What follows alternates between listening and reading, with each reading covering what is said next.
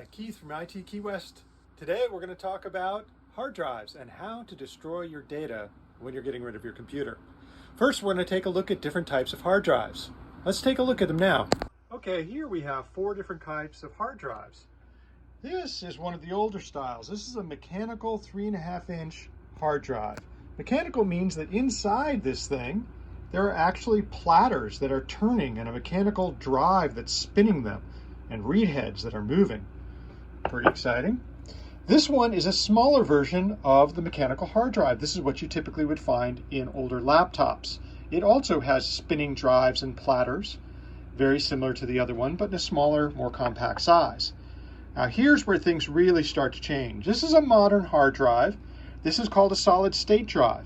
Inside here is just a bunch of memory chips. There's no moving parts. So this is basically a giant memory chip. Now this one here is called an NVMe, and this is basically what's inside of this larger one, but they've gotten rid of all of this packaging that was just compatible with the older type slots, and now you can just have the chip inside your computer. Now that we know what the hard drives look like when you pull them out of your computer, a lot of people want to know, well, how do I get rid of my data? This is where all of your data is stored. There is nothing else stored in your computer except on the drives. The memory and the CPU, those don't really hold any of your data. What really holds your data is right here in the storage drives. And there are multiple ways to destroy them and make sure that nobody else gets your data. Spins it. Now, an interesting thing about these drive boards is that most of the drive boards are specifically manufactured for the run of manufacturing the disks. So they kind of mate together, and it's extremely rare and difficult to find these boards that would actually match up to a drive. So a very simple way that you can reasonably say that nobody's going to go through too much trouble to get your data is just destroy this board here. And you can do that with a hammer or just simply with a pair of pliers. So with a pair of pliers, you can just reach under here and start ripping up part of the board. Once the board's partially destroyed, the drive's not going to function anymore. And unless somebody happens to have exactly the right board to use, well, then they are never going to be able to read this again. Now, of course, there's another way to destroy the drive, and that's with the good old-fashioned hammer. You can not only destroy the circuit board with the hammer, but also if you put significant dents here, they're going to come in contact with the spinning platters.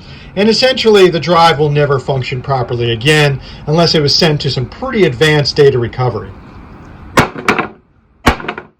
A couple good dents like that, this drive is done. Now, another method is to just drill a hole through all of the platters.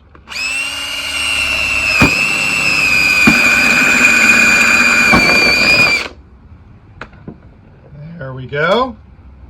This drive is never going to work again. We're going to cover one more way that's extremely popular or available here in the Keys a little bit later. Here again, we've talked about a few ways to destroy the data on your hard drive when you're donating your computer or even just e-recycling it. Don't want anybody scouring that drive for any of that excess information that you may have accumulated over the time.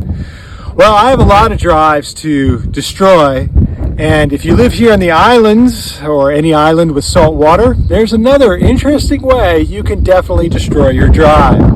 Let's take a look at how we're going to do that today. Now, if I just take my little drive here and drop it in the water, my drive right here, drop it in the water, and this drive here, drop it in the water. Salt water is highly corrosive. Within about 24 hours, these things are going to be so corroded, there's no chance of them ever getting any data off of it. So here I am with a hard drive I just dropped in the water, salt water. You can see it dripping off. These are not airtight. They actually have air holes in them, so the water permeates all inside there and corrodes every piece of metal in there, including the platters, the heads, and the spindles, and all of the electronics on the board. So this is done. Now, aside from actually throwing them directly in the water like I did here, another option is to get a bucket, fill it up with salt water, and then dunk them all. That's what I'm going to do. I've got a lot of drives to take care of. Here again, here I am destroying all these drives in a huge bucket. I've got a lot more drives to go. Dunking them in the salt water, and then I'll pull them back out, and they'll be all corroded in no time.